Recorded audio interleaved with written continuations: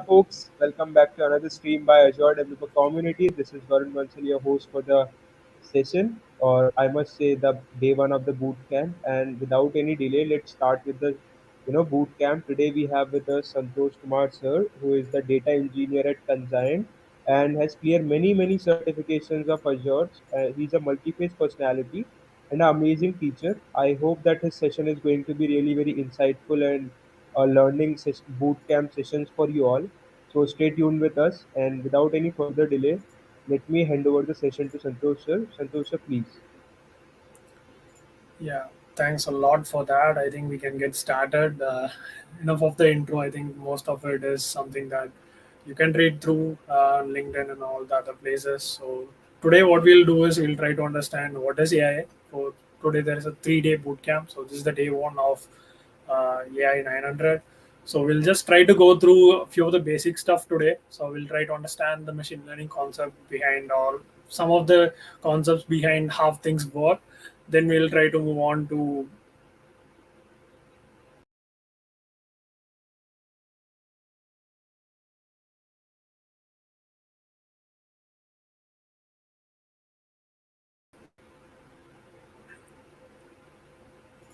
skipping through this one. Okay, I think intro is fine. So as I said, we'll just try to understand the introduction part. So what is AI and how it is used and what are the places that it is being used since it is predominant everywhere. So everywhere that you see, whatever the suggestions that you get on YouTube is some kind of AI model running which feeds data in. So you see it everywhere. So we'll try to understand how things work there and just a bit about machine learning. What is the difference between AI, ML, and other stuff? So people use it interchangeably, but it is not the case. And we'll also talk about the computer vision and NLP and conversational AI in a later stage. So we'll try to break down things. So we'll try to cover at least the two parts today, or at least maybe three, if the time permits. And then we'll just try to do the NLP and conversational AI. So we do have a couple of demos that I have for you guys to see what is happening and how you can train a model in Azure Machine Learning Studio. So I'll show you that maybe day two, I guess. So once we have some basic understanding or basic knowledge on how things are done and how once you get understand how things are working, then we'll try to build something up. So we'll not be building something from really scratch since Azure provides most of the services out of box for you guys to try out. So we'll try to use some of the existing functionality, existing model. We'll try to understand how it is trained and how you can customize the model and all sort of that. So basic question. So what is artificial intelligence, right? So to put in a simple term, the slide is bit, there are a couple of sentences you have to read through, understand what is AI. So to simply put, it is something that we are trying to mimic human brain. So it is as simple as that. So whatever decisions that you are making with some data, we are trying to mimic that part using some non human brain. So that is something that we are trying to do or we have achieved so far. Whatever the things that you see out there, everything is achieved through only that space, right? So that is what we are trying to achieve with AI. So there are different types of intelligence that as a human that we have developed, right? So once you grow up as a child and then you come up with all these knowledge base, let's say you shouldn't be putting your hand or fingers when there is a lamp burning, right? So that is a basic instance of any human that is not a toddler. Everybody knows that. So how you know that is by some experience that you have got. So someone would have told you that this is something that you shouldn't be doing. This is wrong. So this is one aspect of how you can understand the intelligence. So you know that by doing in the past experience that this is not bad or this is good or something of that sort. Right? So whatever it can be either good or bad, but you know by the past experience that this thing is bad or this thing is not acceptable or this thing shouldn't be the case that it is, right? So if there is a lamp burning and you see a flame on that, and then you shouldn't be touching it. So that is the basic instance. So that is what we are trying to do with all these frameworks and the languages that we have. So that is to simply put, that is how what we are trying to do.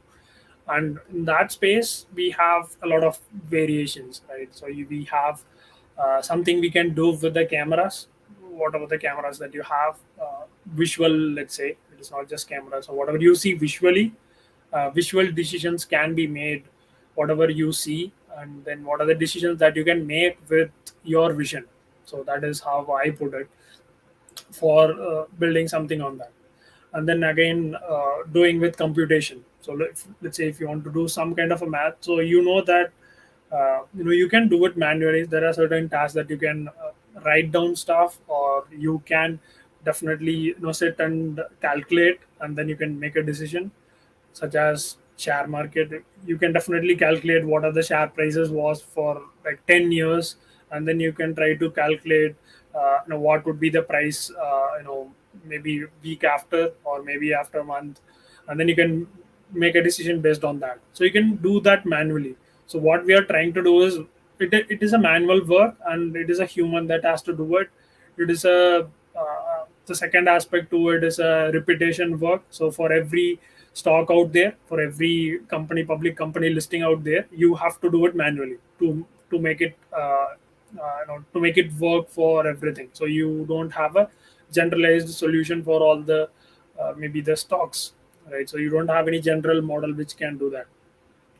So these are the areas why this want to come up in the first place, right? So why we need machine learning is to minimize human effort.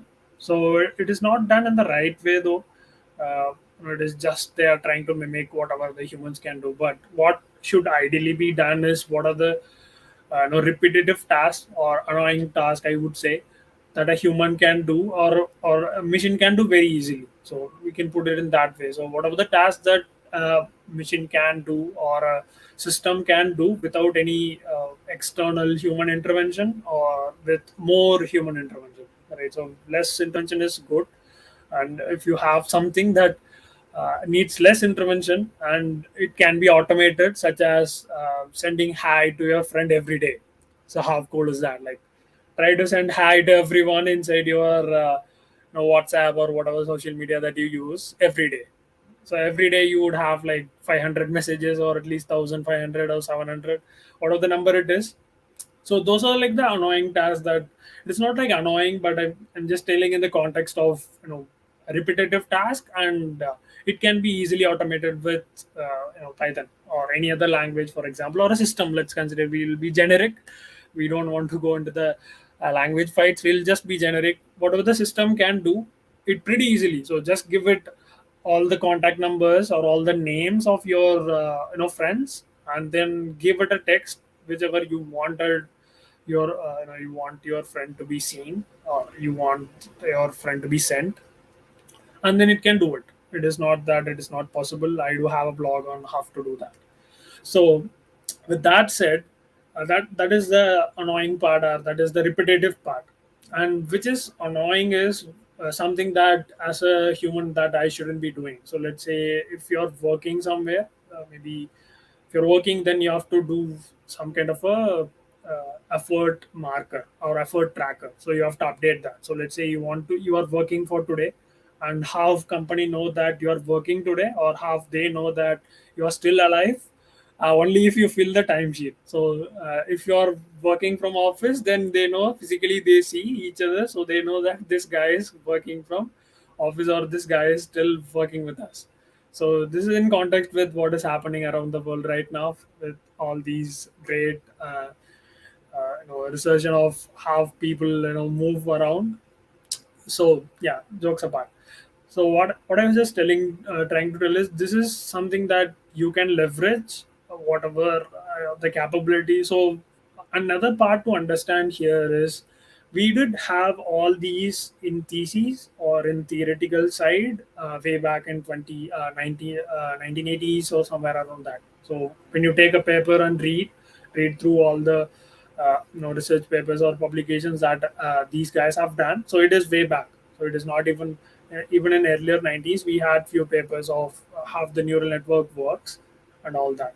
So why it became this popular at this time, that is the thing that we have to understand. Like in 10 years or at least 5 years, when I started in 2018ish, okay, in my third year, there was this competition called Yantra. That is the first time I see what is a machine learning model and how things work.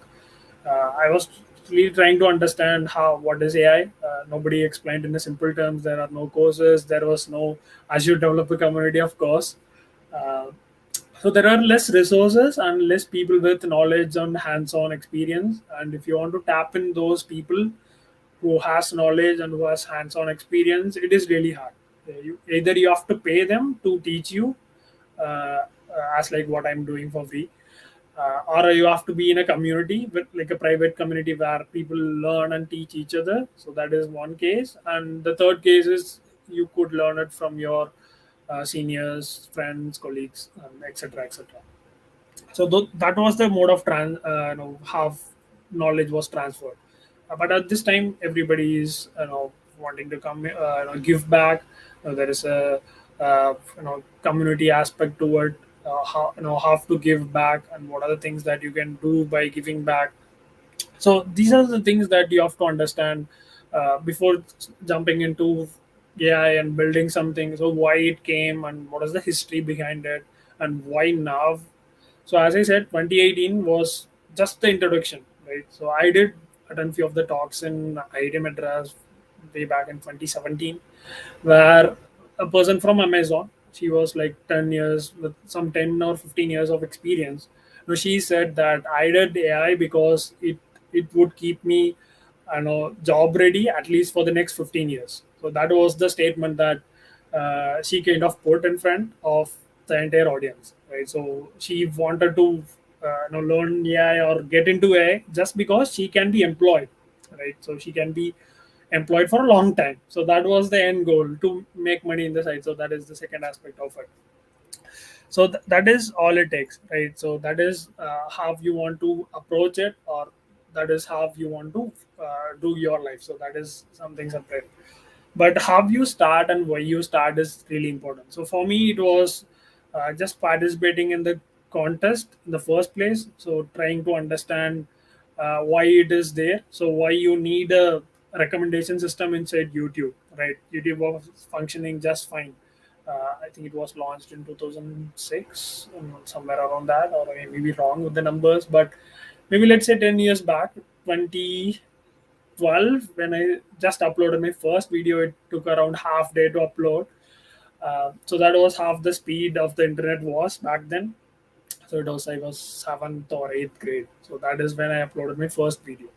So it was pretty slow. So that was the computation power and all that was pretty less. And we didn't have YouTube and people were watching videos, right? No, it worked pretty much fine. You search for something, you get your results. That was the YouTube back then. You search for Azure developer community or how to learn AI, you would get suggestions or recommendations based on the, maybe I would see it as maybe string matching. So let's say how many characters or match the title and the search string. So how that is the thing that I would see as someone who is doing this mapping around. So when a user enters what is artificial intelligence or how can I learn uh, machine learning, so or how can I build a machine learning model. So when someone types in that text, then it would match with the title of the video, and then it can give you the suggestions based on that. It can rank based on that. So now what happens is YouTube. Let's come back to 2020 or 2022. I'm still in 2020 though. So what happens is you not just the title of the text, you also get the number of views, the subscribers of that channel. Uh, you'll also have the likes of that video and what is the day that was published. So I mean the date. It is older video or the newer one. So all these parameters are taken into consideration for showing you the feed, the intro feed or the first feed. of what is the suggestion that you have to watch. So just type what is artificial intelligence in India, you will get a different suggestion. Turn on your VPN and search for it, you'll get a different suggestion. Incognito won't give you that much difference since you are still inside the same IP. So let's say if you have your sibling having a system and searching something on incognito, and then she's watching, let's say she or he is watching it for like a week, and then you go into your incognito and then search for something, or just go to the homepage of YouTube, just type youtube.com, and then you will get a suggestion of her watching what she was watching, so he or she was watching. So now they have developed a lot of things to track the IP of, you will have like a single IP, right? So if you're using a router to connect to, let's say you have three devices connecting to your home router, and then giving you, providing you the internet service, then that guy, the site obviously knows at least the ISP's IP. It is not just your own local IP that they would know. They will also know your ISP who is providing you the internet. So based on that, they will give you this suggestion. So this was like a this I kind of experienced this part. So where my sister was watching a lot of animes and stuff.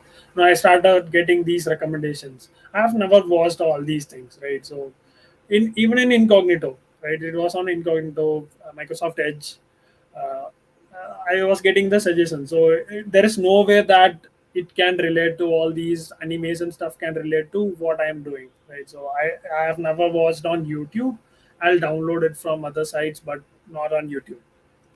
So it is half we have come from just getting suggestions from the title to what we are now, using IP, using users' data. Obviously, you know that if you message someone or search for something on Facebook for buying something, you will get a suggestion from that particular site if you just log in. So it is pretty obvious that they know what you're searching, and they know for from which site you are going. Just go to Amazon and order something, or just go to the last page till the checkout, cancel your no order, then come back. You will get an email stating that this is a great product, buy this one, or these are the other similar products that you can watch. So that is obviously they know that your they have all your data. They can use it in a good way, that they are showing you a relevant content in the sense, if you're shopping for a shoe, then you are asking your friend for a suggestion. I have not verified this one, but some say that when you interact with your friend for buying something, you get an ad for it, but I'm not pretty sure. I haven't tested this yet, but just putting it out there so that you guys can see. I don't have like a personal experience of chatting with a friend to buy. I just usually call. So in WhatsApp, I think it is end-to-end encrypted, if I'm not wrong, which is stated in a Meta's website, and but it can be true or it cannot be. Totally depends. But again, this is how we have come far from what we were in way back in, let's say, the start of YouTube. So just matching strings, and now we have a capable machine or a system which can recommend you. There was a blog on dev post where someone has built some kind of a model which can give you suggestions based on your mood, face reaction. So just turn on your camera, show your face, and then it can suggest you movies and stuff on Netflix with just your face. So I'm not sure how that works exactly. So it is a pretty fun stuff to do, but you guys are gonna try if you have time, using all the knowledge of these 3 days. You can definitely try out, start in Azure or whatever cloud that you want to go with, or possibly in Azure. Or even if you don't want to have Azure, you can do it a local model. You don't have to use cloud. Just train a simple model and try to mimic the same with your own local machine. So it is absolutely fine. So with that said, so I'd say spoken and understanding written, that was pretty much old age, right? So everybody has seen OCR. So have you recognized text? But it has changed over the past years. So we no longer match word by word. We could also understand how things are, and we could also Machine learning models can also recognize the written text of a human. So we write in cursive, so we could also now recognize. We do have models which can recognize the handwritten text. So there are models out there which can do it. So moving on, some of the things that I wanted to put examples, I would say, how it is used or exactly which uh, situation or circumstance these are used. So the first one is obviously title is not that great, machine learning. So predictive models are that is something I was talking about earlier with the stock market having some kind of a data, have some stats, or have some kind of a data from the previous exchanges that you have bought or previous happenings in the events and mapping it to the real world. So that is how you can do it, or that is how it is possible that you can do it in the next phase. And the anomaly detection, I just don't want to go into too deep into all these. It might be confusing. So if you have any questions, put it in the chat. I can take it up maybe even in the uh, during the. Then I don't want to have you waiting until at the end to get your answers. Great. So anomaly detection, it is pretty simple. So let's say your mom wants to make you learn, right? So what she can do is if you log in 10 times to facebook.com, uh, you know uh, she can block your IP from that particular site. So you no longer will be getting facebook.com. Even if you type, you will no longer be getting it. So how cool is that? So that is it is not like an unusual pattern. So if it is a repetitive pattern, or if it is a some kind of a pattern, so let's say 10 times or 50 times, or if you search for some word, the URL is pretty visible. So even if you have used Wireshark and other tools which can track all these information, it is pretty simple that you can build something up, and then you can definitely set up your router in that space to block this particular IP with this particular IP. So your IP will no longer get or try to ping facebook.com, right? So facebook.com eventually transfers into an IP, so it resolves itself into an IP which can be reached. So you'll no longer be able to access that particular IP, right? So it is a pretty niche thing that people can do. So obviously, after maybe 10 years, for this generation women who once they grow up, and then once they have child and other things, you moms can definitely do this thing. You can definitely see what your children are doing or children are watching. It is pretty niche that you can definitely do this, but there could be other products that can do the similar thing. But obviously, whatever you're building would be more interesting to use, rather than using something that is already there, or using something that someone else built. So I think more questions on certification part. So I'll just quickly pass here for just a minute, and then I'll answer a few questions and then come back.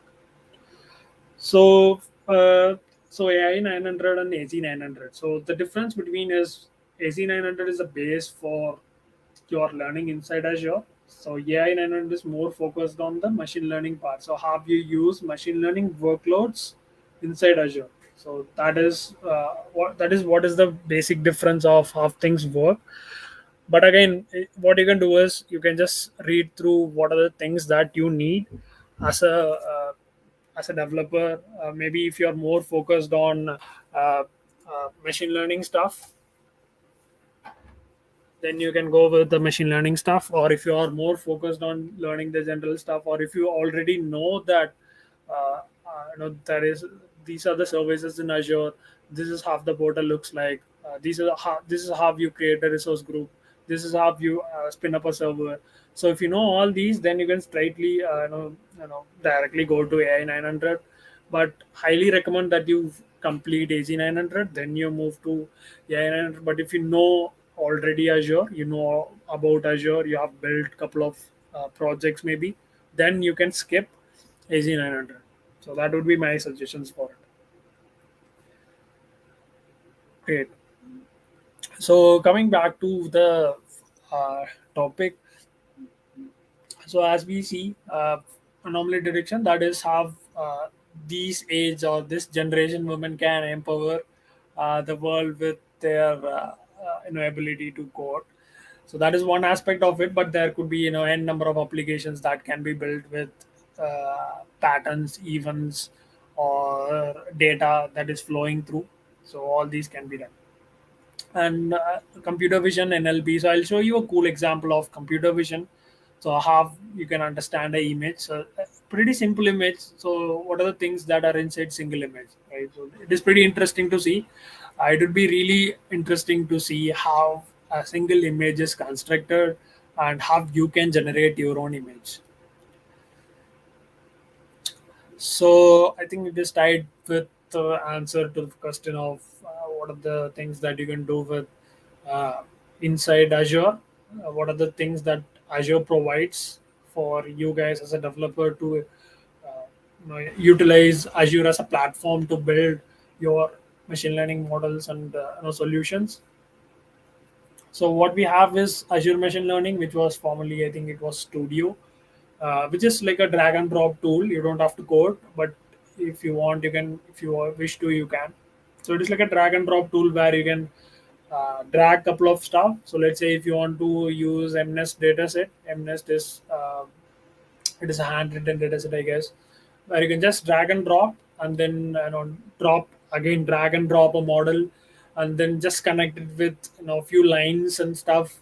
It is like a pretty much flow chart kind of a tool where you can build an end-to-end model with just that. So you don't have to do anything apart from dragging and dropping. So cognitive services is something really powerful that I have been using a lot, since it has already has pre-trained models. So you don't have to no longer train something from scratch. So let's say if you want to describe an image, let's say you have a use case that describes an image. So, or it is doing just more than that. You just take a picture of maybe a crowded place, and then it just give it to a machine learning model and ask it to describe. It would give you a description. Then you want to analyze that description and take the keywords out of it, search for similar images. So that could be one of the use case of using cognitive services. There can be a number of use cases, but I just got this in my mind right away. So you can definitely build with cognitive services. It is like an endpoint that Azure gives you. It has a URL and a key for you to access. Just send an image, get whatever you want. Just send an audio, get the transcription, or send something, then get it as a speech, and all sort of things that you can do. And Azure bot service is something that people have been leveraging so far. So whatever the things that you see on every website, when you just enter into few of these services, they have like a chatbot which can answer redundant questions. So again, this is a part where you have repeated questions, or it can be easily answered by a bot or easily by a system rather than a human, and they want it in faster time. So let's say if there could be people busy and they want to answer a few calls, so it is a sophistication for humans. As a humans, we want to leverage whatever we have. So we have been traveling, and we were just been walking around, right? So even before the cycles and other things have been invented, we just walk. We don't do anything else. We don't have any other modes of transport. If you want to go from Bangalore to Delhi, you have to walk. There is no other go. Even you don't have like a map to kind of locate this is the path to Delhi. So there is nothing of that sort, I guess. But that is how we were. And this is the same with the bot service. So we did have only uh, the call centers, people answering. So if you just call a number, toll free number, of course, just call it, and then some human would be answering your call and would be resolving your query. So what happens is repeated queries, call centers can be pretty annoying, right? For a human doing the same stuff every day. As a developer, we do the same stuff every day, of course, but at least they are doing the same exact thing, answering the same kind of question. So let's say if 100 people calling you per day and asking you the same question, So how bad would be, right? So that is how people were, before these bots and other things came up. That is their job. As part of their job, they were doing it, of course. But that is how we have evolved. So we said that, hey, stop this. We don't want to people to answer, just answer the same question every time. So what if we have a bot which can do that? So that is how this bot service, and they want to provide it as a service. Great. So I think it is really important. This slide is really important. This and the next slide, which is coming up, is pretty important, at least from the standpoint of how AI has been, AI we are leveraging it, right? So what happens is, if I don't want to be like too much biased on someone, but just for an example, if you have a friend from, we'll just split it into North India and South India, right? So there is a bank in South India, okay, or maybe in a state. So let's consider there's a bank in a state, and then you have a friend. So you have a friend, and you both want to get a loan from a bank. So that bank is in South India, and your friend is from North side, or he's from a different state. Don't We don't want to split it into North and South, but your friend is from a different state, and you're from the same state in the same bank, right? So let's say you both have pretty much everything in common. So you're working for the same company, same team, same rank, same college, same school. Pretty much everything is the same, right? So variation could be 1 or 2%, and then you apply for a loan, and then you get the loan, and your friend doesn't, right? So what happens is, you kind of feel that it is just me uh, being in the same state I got the loan, right? So there could be this thought coming up when we say that uh, people in the same state get the loans faster, or get the loan approved, rather than being a person from a different state not getting the loan approved.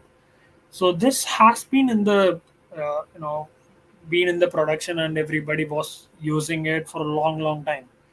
This came up only when people started looking deeper into how the decisions are made in the first place. So let's say if you give me a resume, and ask me what is the how this will this person be fit for the particular role, right? So as a human, we see a lot of things, right? So we also see where they come from and all these parameters. But the models doesn't. The model has just pre-trained, or pre-recognized the stuff, the set of columns or the features that it has to recognize, right? As a human, we also see what colors they have used, how the font is, how things are organized. So let's say if you give it to a model, it just recognizes the text, and then it kind of extracts the information. So it doesn't care about the color, it doesn't care about the font and all that, right? So all these are removed as part of feeding that into your model. So these are unnecessary data. For us a human, let's say if I give you a rubbish email or a resume, and then just by seeing the resume, I would say that this guy has not even consider putting an effort to make a resume great, right? So at least good. It is not that you have to make your resume great to be appreciated by people. Just at least some part of your resume should be looking good. So he hasn't put any. For a model, it doesn't care about anything, right? So whatever content that you have in your resume, that matters for a machine learning model. So that is a problem, right? So that is a clean problem that we have identified, and that is what we have to be solving in the first place. So as I said, this model and all these things has been in the production, or has been utilized by all these companies, whatever the companies that you name. This was there. This aspect of responsible AI, I would say, I will go to the next slide. It is pretty easy to understand.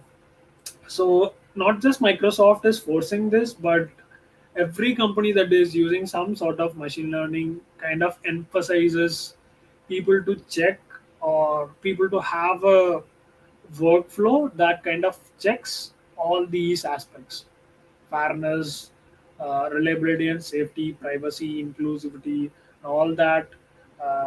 How far a machine learning model can be accountable. I'll give you an example of how accountable your machine learning model can be. So everybody knows about Tesla, so it doesn't need any introduction. So let's say Teslas are in the roads now. So everywhere you see it, at least in the US, you see it is self-driving, right? So you can do it in autopilot, or if you can self-drive it by yourself. But let's say it is an autopilot and it hits a pedestrian in the walking area, right? So whom to blame for that? Is that obviously it is the company first, so whoever is making it should be responsible. But let's say inside the company, who is responsible for it? Is it the uh, person who fetched data wrongly, or it can be a flaw in the place where we fetch data, maybe the cameras, the maker of the camera, or it can be a flaw where the wiper didn't work, then the camera recognition got blocked, right? And then there could be a sensor fault. The person who the company that manufactured the sensor could be blamed for that, or the person who developed the model. The worst case, the person who or the team that has developed the model could be blamed for it. So who's accountable for such a tragic incident, right? So I think that there has been few of the incidents where it got crashed into tree and then all that, dividers and all. But who is responsible if a life is lost? So if it is a minor injury, it is fine. You can always replace, or it is like an acceptable, but it's not that acceptable from a standpoint. But humans do errors, right? So it is not just people say that humans also do errors. Why you think that model should be uh, you know, person can be accountable? You can hold people accountable for doing something. They can be, they won't be doing it with their own consciousness, right? So no one would be in the driver's seat and hit a truck at 120 kilometers an hour. Nobody is going to do it, right? So nobody is going to willingly do or hit at that speed. No one is going to be doing it, but a model can do it. But a model, a Tesla, can do it, right? If it is riding at that speed, if let's say if a grass or something comes up to the camera, then the camera vision is blocked and then it hits the truck or trailer. Nobody is responsible for such tragedy, right? So that is the accountability of how models has to be built or should be built in the first place. And again, all these, or every company is trying to make business out of it, right? So at the end of the day, whatever we do is turning into business or money. So that is the end goal of everything, or everybody, everything that you see, or at least maybe I could exclude few people or few communities and all these excluded. For other things, it is just to make sure that they run the company, they don't go bankrupt. And that is the main goal of it, right? So all that you see, all the seminars and sessions on all the videos, all the tweets, all these that you see are just to make their business running. So running for maybe 20 years or 25 years until the earth gets destroyed by itself.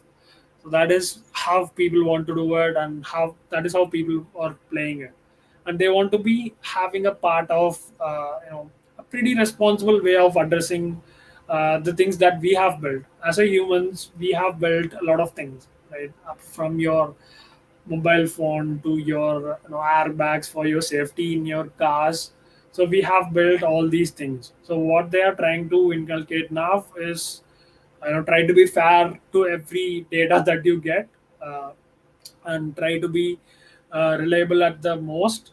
So how reliable could a model be? And let's say you train a model and you sit in a car, and let's say you have like a narrow path that the car has to go through, or else the car falls in like 2000 feet 2000 feet long into the earth in a hole.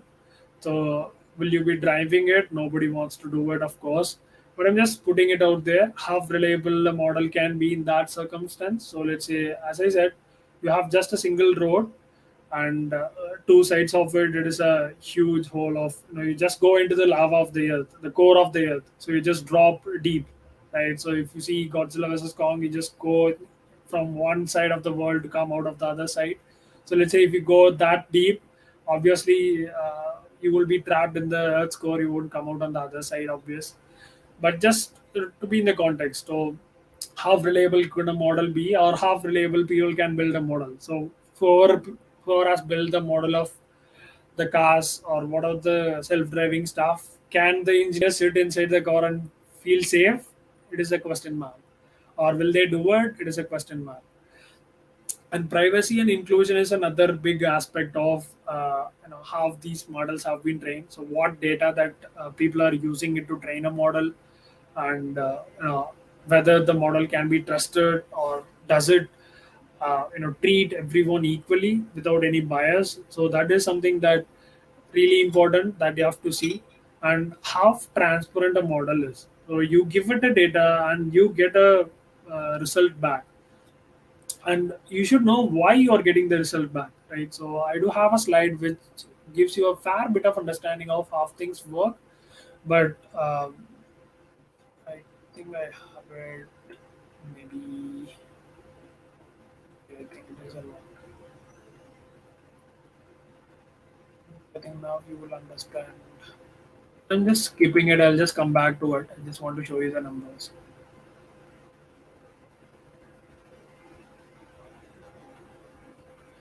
So let's say, so this is the probability, right? So you have two classes. One is, no, you just get two outputs. One is yes and no. So you should know why you are getting this 2%, right? So the 2% over here, I think you can see the pointer. So the 2% here, why you are getting 2% for something positive, and why you are getting 0.8%, that is 80% as negative. So you should try to understand why you are getting this to fully understand how the model is trained and what kind of data it can take in, or what kind of output that it can predict. So as a human, you have to manually validate. You can just validate all the million rows that you have trained. It is impossible, or at least it is possible with manual effort and work, maybe in a year or so. You just work on that every day. You come, solve 100K records. Just try to map manually what are the data that it can get. But that is one thing that can really put your model apart from all the other data sets, the valid data sets that it can take, right? So that is something that you can really touch upon, and people are trying to kind of understand why this is happening, right? Apart from the model just being working. So let's say I have built a model and it is working, it is solving a use case, it is absolutely fine until and unless it is making a bad decision. So something goes wrong, maybe in a production, or something goes wrong when you give a invalid data. And what happens, how you'll understand the data, or what are the data that you give, or do you understand the data before you give it to a model, or whether you understand the output of why the model is giving you this kind of a result.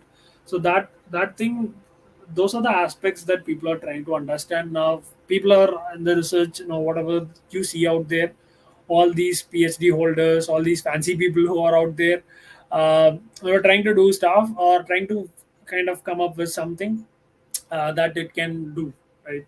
So they're trying to come up with something that can make you understand this is why it is, this is why you are this sort. So let's say you are sorting characters of your friend, right? So your mom asked you, how good he or she is, and then you try to recall all the stuff of them, so all the attributes of your friend, to give your mom the answer of she is, or he or she is really good and so kind, caring, and all these kind words that you tell your mom to make sure that you go out on the next day. So all these things, you process it in your mind, right? So all the data that comes through, all the things that you process, and finally you give the decision of yes or no. Your mom doesn't know all these characters of your friend. She doesn't validate that, right? So that is what they are trying to do now. So your mom is trying to validate why you have given the answer as yes. He's a good guy, or she's a good one. I can go out, or go for a trip, or something of that sort. I can go with him or her, right? So that is what they are trying to do now, trying to understand more and more into the core area of why things are happening the way it is. Great. So coming back to the important aspect of this boot camp, so that was a rough talk on how things are happening, and I think that gave you guys the understanding of what things are happening in the world and how things are happening. That is something that I wanted to talk about a lot, rather than talking about how you can build a machine learning model for this use case, and what is regression, classification, clustering, what are the models that you can use under regression, what are the models I can use for classification. All these talks, anyone can do, right? So at least most people do it. Most people that you see just search for regression. They will tell you like, this is regression, these are the things that you can do, these are the models that you can use for a regression. But nobody talks about why you are using it, and why I should go for regression, and why this model I have to use, why this is important, why machine learning is needed. So these are the questions that I wanted to explore for myself, and that is the thing that I wanted to teach you guys. So it is not like telling only that fact of, for regression just use this model which gives the best accuracy. For classification, use this model. For Titanic dataset, everybody knows that if you use random forest, it gives you more than 99% of accuracy. So that is something that everybody can talk about, and that is known by everyone, right? So that is something that I want to touch upon. Let's come back to the main aspect of for this today's topic. So we have talked about all these. Hope you got some understanding of how things are. So we do have like a feedback form at the end of the day three. I'll share it across. Make sure you fill it, and give me some suggestions that I can, give me like good questions that I can answer. Right. So not just just questions of which is the best model or which is the best platform to learn and all that, but just give me some really good questions based on the fact of why you should need a machine learning model in the first place, and why this is happening in the world. So those kind of questions are pretty it kind of excites me a lot than these pretty straightforward ones. So this is for people who has never touched machine learning before. So who has 0% knowledge on machine learning. So this is the first time that you're attending a machine learning program or a session. So how many are like really new to machine learning? So I've never touched. Nobody has taught me machine learning. I've never seen something working, or I've never seen anything at all from machine learning standpoint. Just put it in the chat. I just need some kind of a response. I'll sip a water in that space.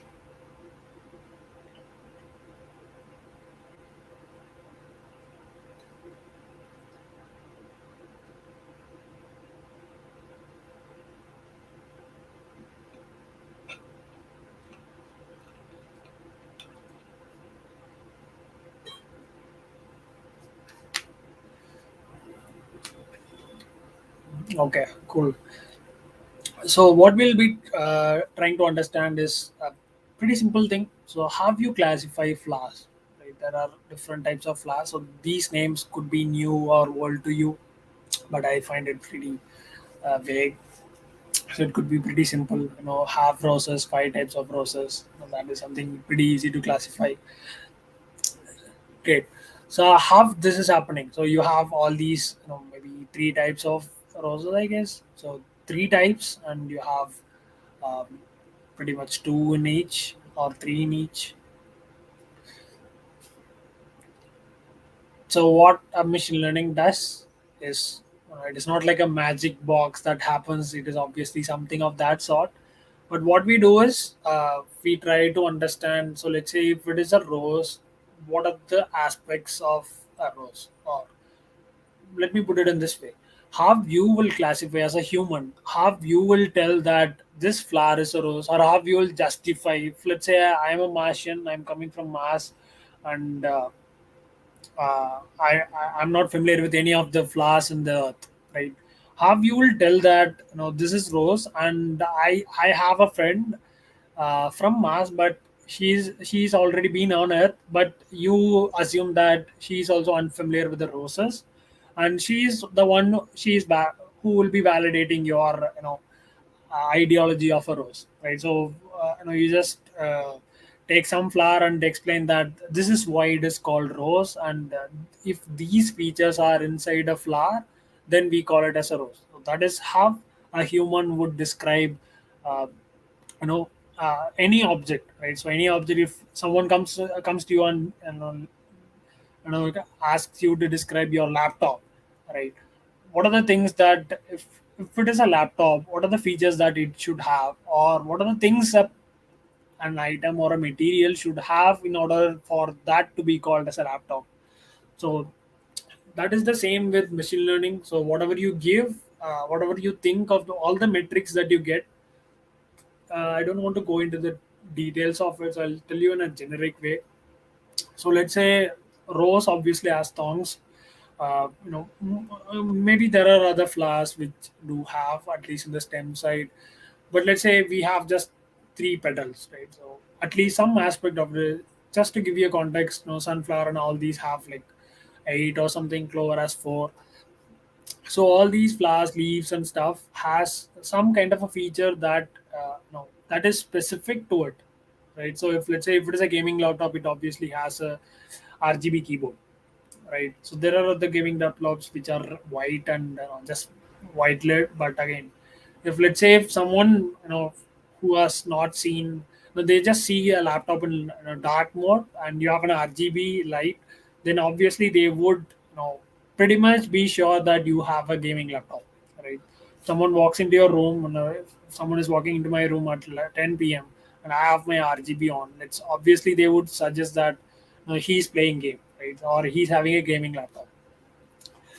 That is the same with all the classifications that a machine does. So the features that it has, for an example that we had previously was a laptop with an RGB. So RGB is a feature.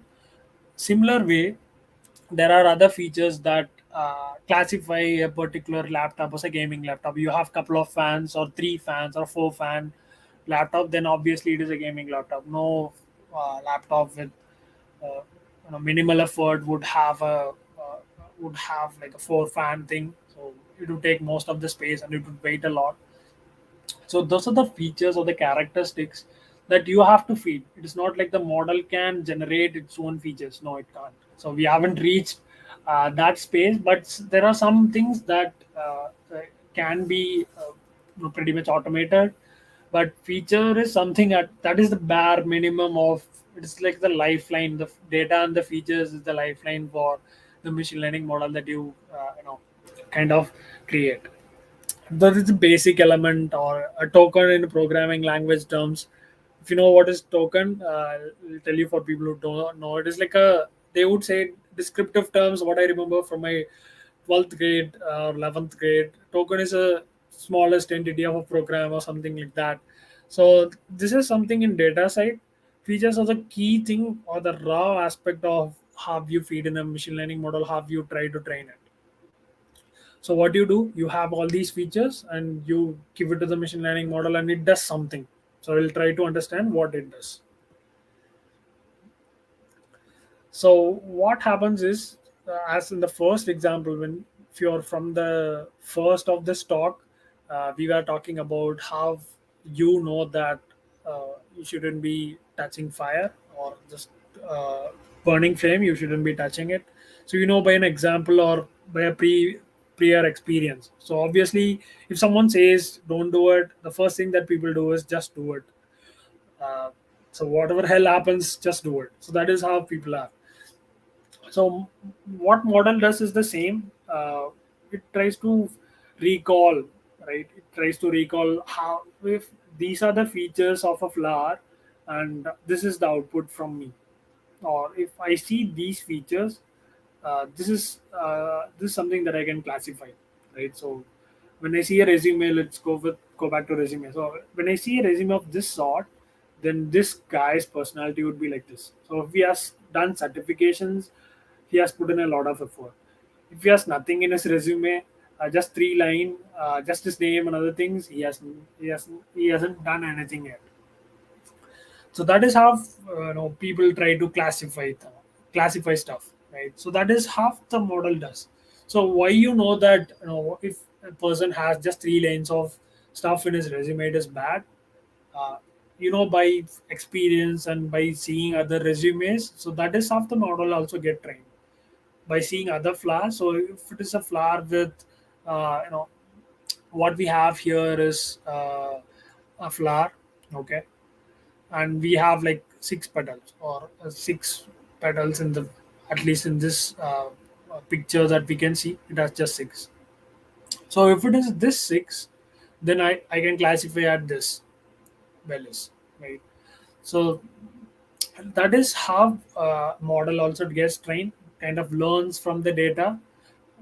It learns from the experience of you showing it what it does, right? You just show you how you train or how you make a child learn, right? So you try, you give it the alphabet, say a and it says a, right? You ask it to say b, and you kind of tell the child that this is, or the toddler, that you pronounce that for the toddler, then he or she, the toddler kind of replies, or it kind of try to replicate the same, right? So that is how the machine learning model is getting trained. So there are few technical aspects of it, how it works. It mimics the human brain, it has the same neurons as human brain, all that stuff. That will keep it aside for now. We'll go with the simpler terms of how you can understand. So, what we have seen in the previous slide is classification. So, let's say uh, classification, obviously, it is self explanatory. Classification is you classify this stuff as this, and you have 10 cars, and I just want to pick the costliest car out there, and everything is made from Maruti, and one is from Rolls Royce. Then you would obviously see that Rolls Royce is the costliest one. Phantom or any other model, for an example. Just say have nine cars that are manufactured from any other local brands from Tata and other stuff, and then you have Rolls Royce coming in. When you see that, you classify that car as something which is fancy and all, right? So that is the classification stuff. So there are three aspects to machine learning. At least for now, you can just classify it as three, but there are things coming up which I don't want to confuse you with all. I don't want to flood all the information in the first day, but we'll try to understand all that as well. But three main thing. One is classification that we have seen earlier, and the second part is regression. So regression deals with data. So whatever I have been talking about with the share market stuff, it comes under regression. So you have a numeric data. So pretty easy example. uh, let's say if it is sunny for a long time, and you know by experience that March, April, May, June, at least till May, it would be sunny in India. So obviously, everybody knows that. Why, what? Your grandparents have been living in this world for a long time. They have seen the seasonal change, and this season or this month would be hottest. So that is how they know it. So that is a similar aspect that we are trying to feed in the model. So let's say if it is 56 degree Fahrenheit, and the cycle sales was 115. So it is. I should have added a few things that could have made it easier for this slide. But anyway, so if it is 56 Fahrenheit, then let's say 150 or 115 cycles have been sold, or people have rented it, right? So you could take it on that sort, or people could have passed by the street. So you are keep counting it. So that could be one of the data. So the data is not the big deal. So how you understand is the key aspect of it. We'll try to wrap it in in another 5 minutes. So I don't want to take long. We'll try to cover all these tomorrow and day after. So I'll try to cover this part. Regression is I have started it, so I have to complete it. So 56 degree Fahrenheit and then 61, 67, all these data are from history. We know that from the recorded data. So you have a sensor which can measure the temperature of the day or temperature of the environment that it is placed in. And you also have the sales record, or you have some kind of a data that says that this day these many people have rented a bicycle, right, or a bike. And these comparing these two data, I want to decide, or the business has to decide whether I can invest more on building cycles, or when to build more cycles, or when to have more stocks of cycles. So that is up to me to decide on how it does. So I'll touch upon this again tomorrow once again when we start off the day. We'll just try to cover the regression part, then we'll try to move on to other aspects. But this is how basic model is getting trained. You have like 15 records of your previous history, and then you have you split training and validation. Why you split it? So the Martian example, right? So you have your friend, she can validate that if it is right or wrong, but the person who is getting trained shouldn't be knowing that he or she is validating it, right? If the person knows, he would tell the exact thing, right? So he wouldn't bluff, or he wouldn't over exaggerate stuff. He would just tell you the exact story. But if you have a person who can validate it, then the person could be telling the truth or could be bluffing out. All these stuff we could validate stuff. So that is why we have the training and validation. So the validation set is not seen by the model. So that way it won't be like overfitting.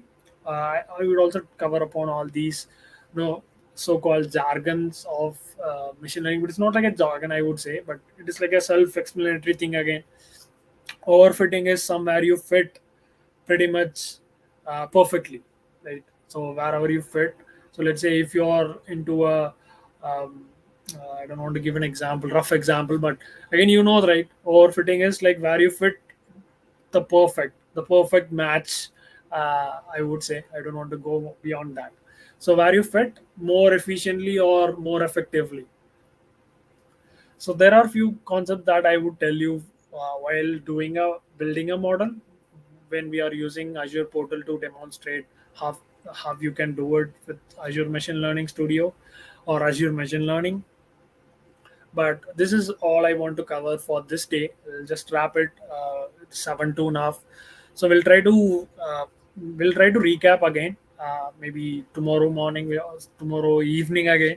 So we'll try to recap and we'll start fresh so that you guys can understand or you get the continuity of it. So I guess that's it for today. Yeah, Thanks a perfect, lot for perfect. joining in. I'm sorry, sir. Is there anything else which you want to say? No, that's it for today, man. We'll try to wrap it up and then we'll continue from tomorrow. We'll also have at the same time, 6 p.m. Sure, sir. Like, we'll wrap up with the session, but we have, 2, 3 questions. If you could please take them. Yeah, sure. So the first question, Akshat Singhal wants to ask which certification one should do first, AZ-900 or AI-900?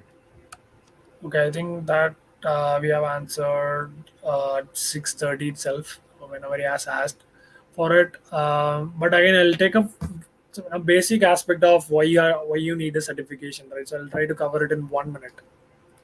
So what it gives you is a credibility of what you know.